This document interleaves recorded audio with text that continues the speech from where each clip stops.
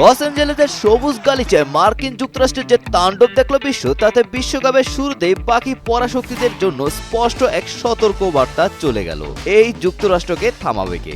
বিশ্বকাপের উদ্বোধনী ম্যাচেই লাতিন আমেরিকার অন্যতম শক্ত প্রতিপক্ষ প্যারাগুয়েকে 4-1 গোলে স্রেফ উড়িয়ে দিয়ে নতুন এক পরাশক্তি আমেরিকার উত্থানের জানান দিল স্বাগতিকরা। পুরো ম্যাচ জুড়ে 63% বল দখল রেখে তারা প্রতিপক্ষকে পিষে ফেলেছে। তা ছিল দেখার মতো সৌন্দর্য আর নিখুঁত ফুটবলের এক পরম মিশেল।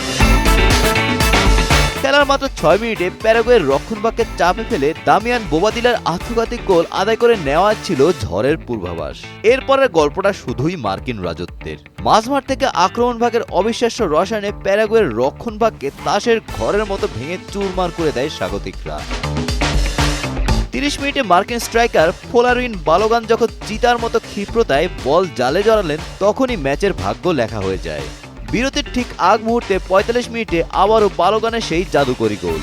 প্রথমার্ধেই 3-0 ব্যবধানে এই লিড যেন মার্কিন ফুটবলের এক নতুন যুগের জয়গান গাইছিল।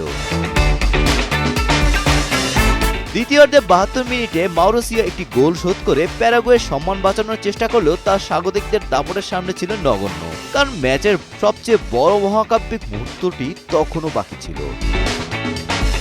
অতিরিক্ত সময় প্রায় 97 মিনিটে মার্কিন ফুটবলাররা টিকি-টাকা স্টাইলে একের পর এক নিখুঁত পাসের ফুলঝুরি ফোটান। টানা 20টিরও বেশি পাসের এক অবিশ্বাস্য ও নিখুঁত বিল্ড আপ শেষে বল পান জিওভান্নি রেইনা। তার চোখ ধাঁধানো এক ফিনিশিংয়ে প্যারাগুয়ের কফিনের শেষ পেরেকটি ঠুকে দেন তিনি। 4-1 গোলের এই ঐতিহাসিক জয়ে নিজেদের বিশ্বকাপ ইতিহাসে সবচেয়ে বড় ব্যবধানে জয়ের রেকর্ড স্পর্শ করল যুক্তরাষ্ট্র।